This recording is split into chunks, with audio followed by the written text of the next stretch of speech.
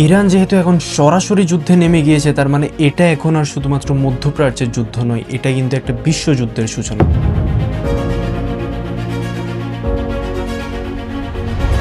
Recent 28 ফেব্রুয়ারিতে হওয়া অ্যাটাকের মধ্যে আমরা দেখেছি আয়াতুল্লাহ আলী খামেনি কিন্তু মৃত্যুবরণ করেছেন। হযরত Ayatollah উযমা Syed Ali Husaini Khamenei در راه سربلندی।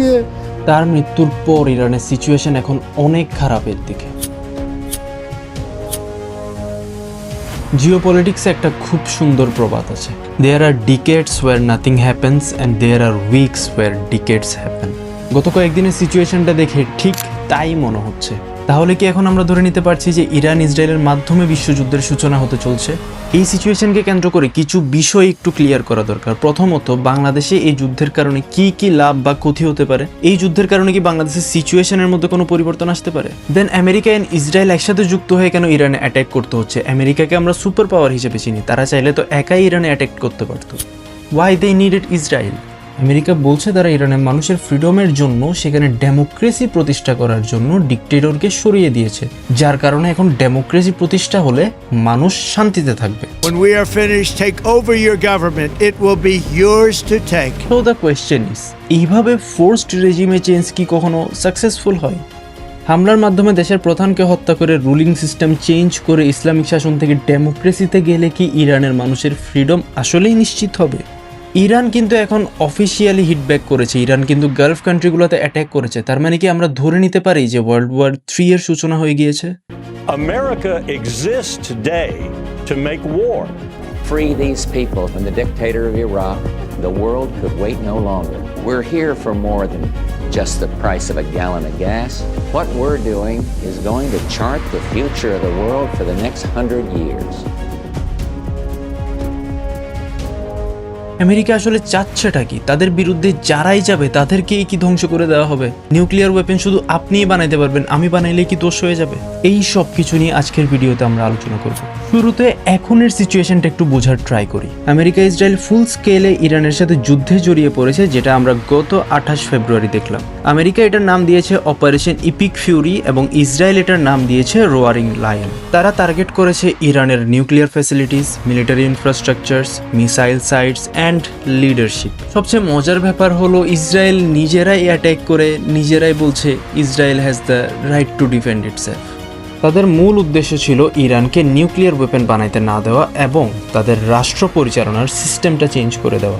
Nuclear weapon বানাইতে না দেওয়ার কারণ হচ্ছে ইরান যদি নিউক্লিয়ার ওয়েপেন বানাই ফেলে তাহলে তারা শিওরলি ইসরায়েল ধ্বংস করে দিবে, কারণ তাদের মূল উদ্দেশ্য হলো ফিলিস্তিনিদেরকে বাঁচানো, ফিলিস্তিনে ইসলাম প্রতিষ্ঠা করে সেখানে শান্তি আনা এবং অবশ্যই জায়নবাদকে প্রতিহত করা। তারা যদি নিউক্লিয়ার ওয়েপেন বানিয়ে ফেলে তাহলে এখন যে আমেরিকার তাদের উপর একটা প্রভাব বিস্তার করে আছে সেটার ভয়ও তাদের আর থাকবে না। ইরান যদি নিউক্লিয়ার ওয়েপেন বানিয়ে ফেলে তাহলে আমেরিকার জায়নিজম প্রতিষ্ঠা করতে পারবে না। This is a good day because once again we're seeing what's possible with strong American diplomacy. 28 ফেব্রুয়ারি ইরানে হামলা হওয়ার পরের দিন মার্চের 1 তারিখে কিন্তু ইরান পাল্টা জবাব দিয়ে দেয়। পাল্টা জবাব হিসেবে মিডল ইস্টের গালফ কান্ট্রিজগুলোতে ইরান অ্যাটাক চালায়। ইরান কিন্তু অলরেডি ঘোষণা দিয়ে দিয়েছে যে তারা স্ট্রেট অফ হরমুজ বন্ধ করে দিবে। সিম্পল ভাষায় বললে স্ট্রেট অফ হরমুজ হচ্ছে এক দেশ থেকে অন্য দেশে তেল ট্রান্সপোর্ট করার একটা রুট, যেটার মাধ্যমে ওয়ার্ল্ডের 20% তেল আমদানি রপ্তানি নিয়ন্ত্রিত হয়। লক্ষ্য করার বিষয় হচ্ছে বাংলাদেশের 90% অয়েল কিন্তু স্ট্রেট অফ হরমুজ দিয়েই আসে। শুধু অয়েল না, ডিজেল, এলএনজি থেকে শুরু করে আরও অনেক ধরনের জিনিস এই পথ দিয়েই আসে, আর সেই জ্বালানি আসে মূলত সৌদি আরবিয়া, কাতার, ইউনাইটেড আরব আমিরাটস থেকে। যদি এই ওয়ে বন্ধ হয়ে যায় তাহলে অবশ্যই তেলের দাম বাড়বে, আর যদি তেলের দাম বাড়ে তাহলে বিদ্যুতের দামও বাড়বে, কারখানার উৎপাদন কমবে, রপ্তানি হুমকিতে পড়বে, আর মার্কেটে নতুনভাবে ইনফ্লেশন স্টার্ট হবে। আর ইনফ্লেশন স্টার্ট হওয়ার মানেই কিন্তু আপনার ইকোনমিটা ধীরে ধীরে ডাউন হওয়া। অলরেডি বাংলাদেশ কিন্তু কিছুদিন আগে একটা বিপ্লব থেকে ফিরে আসছে। ডক্টর ইউনূস 1.5 বছর ধরে শাসন করে বাংলাদেশকে একটা পজিশনে নিয়ে এসেছেন যেখান থেকে বিএনপি সরকার এখন আগিয়ে নিয়ে যাওয়ার চিন্তা ভাবনা করছেন। কিন্তু যদি এই যুদ্ধ শুরু হয় তাহলে আমরা কতটুকু সফল হতে পারবো? আমরা শুধু মনে করছি এটা মিডল ইস্টের সমস্যা, কিন্তু অনেক বাংলাদেশি মিডল ইস্টেও কিন্তু থাকেন। আমাদের প্রবাসী ভাইয়েরা কিন্তু এখন মিডল ইস্টে আছেন।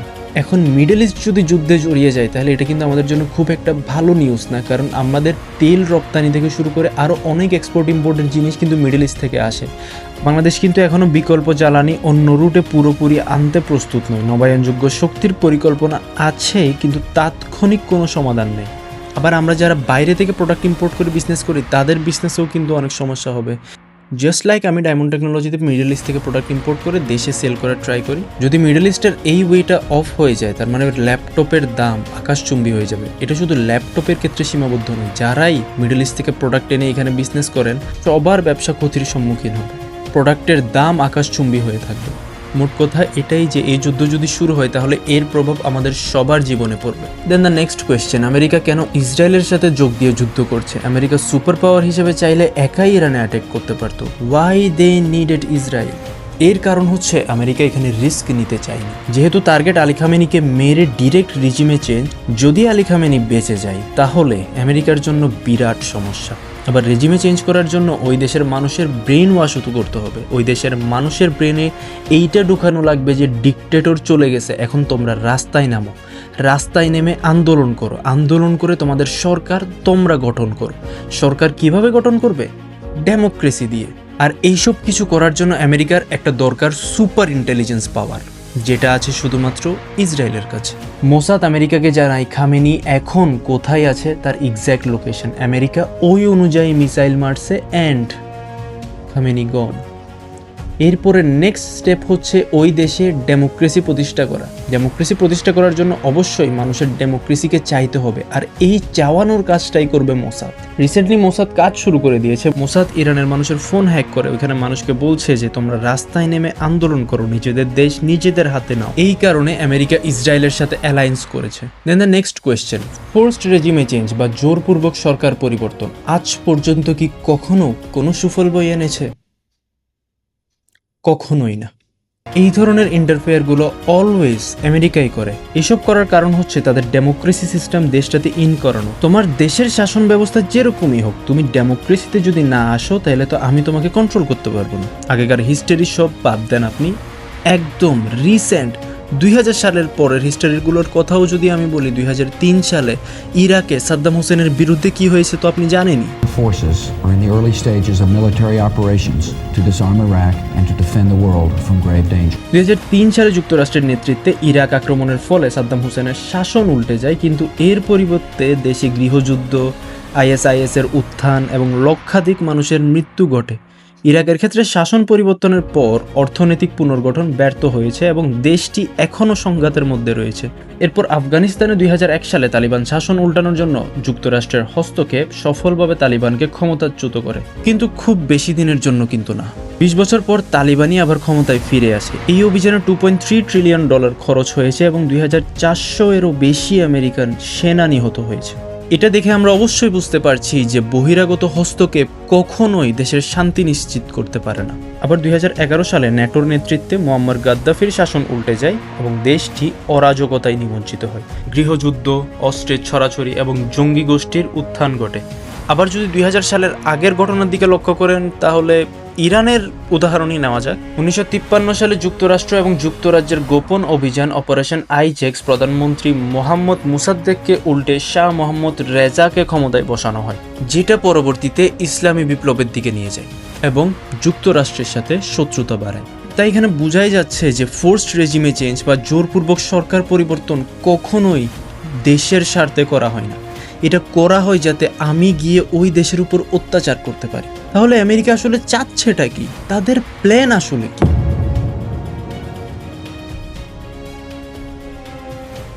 1948 সালে স্বাক্ষরিত হয় NPT চুক্তি। এই চুক্তির মূল লক্ষ্য ছিল নতুন দেশ যেন পারমাণবিক অস্ত্র তৈরি না করে। যাদের আছে, যেমন যুক্তরাষ্ট্র, রাশিয়া, যুক্তরাজ্য, ফ্রান্স, চীন, তারা ধীরে ধীরে নিরস্ত্রকরণ করবে এবং অন্য দেশগুলোকে শান্তিপূর্ণ পারমাণবিক প্রযুক্তি দেওয়া হবে। সুরক্ষার প্রতিশ্রুতি কী ছিল?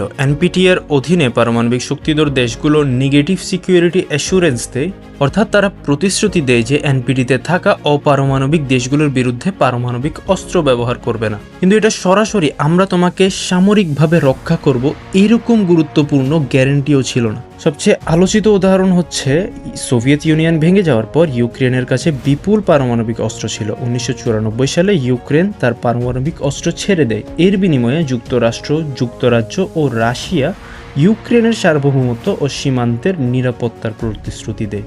কিন্তু 2014 সালে ক্রিমিয়া দখল এবং 2022 সালে রাশিয়া ইউক্রেনের পূর্ণাঙ্গ যুদ্ধ শুরু হওয়ার পর আমরা এটা বুঝতে পেরেছি যে আসলে এই চুক্তি কোনো কাজেই দেয়নি, যার কারণে এখন অনেক দেশের ভিতর কোয়েশ্চেন এসেছে যে নিউক্লিয়ার শক্তি যদি আমি ছেড়ে দিই তাহলে কি আসলেই আমার দেশের সুরক্ষা নিশ্চিত হবে? আপনি কি আসলেই আমাকে সুরক্ষা দিতে পারবেন?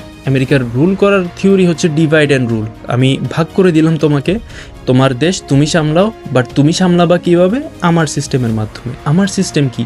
ডেমোক্রেসি। আর ডেমোক্রেসি তুমি কিভাবে প্রতিষ্ঠা করবা? হিউম্যান রাইটসের মাধ্যমে। দুইটা জিনিস, ডেমোক্রেসি, হিউম্যান রাইটস। তুমি ডেমোক্রেসি কেন আনবা? তোমার দেশের মানুষের সুরক্ষা নিশ্চিত হওয়ার জন্য, তোমার দেশের মানুষের হিউম্যান রাইটস প্রতিষ্ঠা হওয়ার জন্য। কিন্তু এই ডেমোক্রেসি যে এখন হিপোক্রেসি হয়ে গিয়েছে, মানুষ কিন্তু তা বুঝতে ভুল করছে না।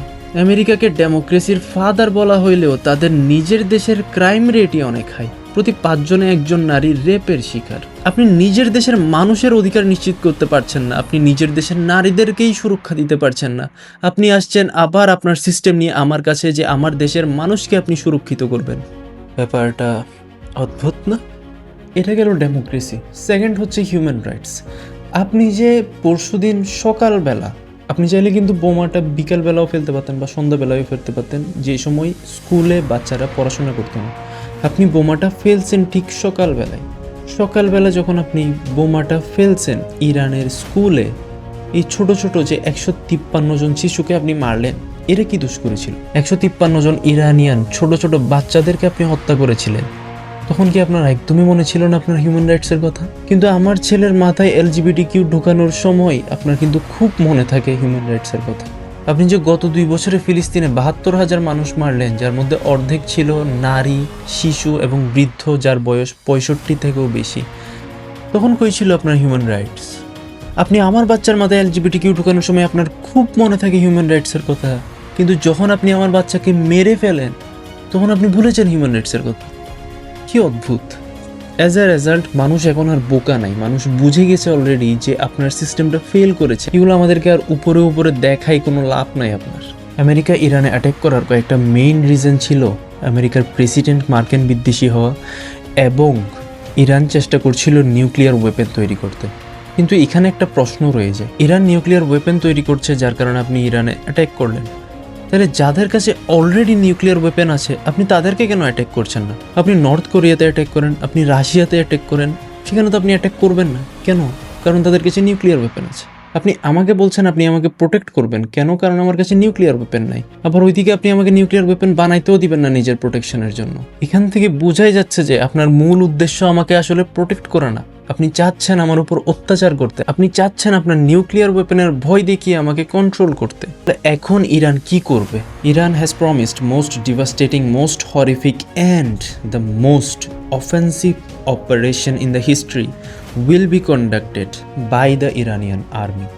ইরানের কিন্তু এখন অ্যাট এনি কোস্ট রিভেঞ্জ প্রয়োজন। আপনি আমার দেশের প্রধানকে মেরে ফেলেন, আমি তো আর আপনার দিকে চুপ করে চেয়ে বসে থাকবো না। So let's see where it goes.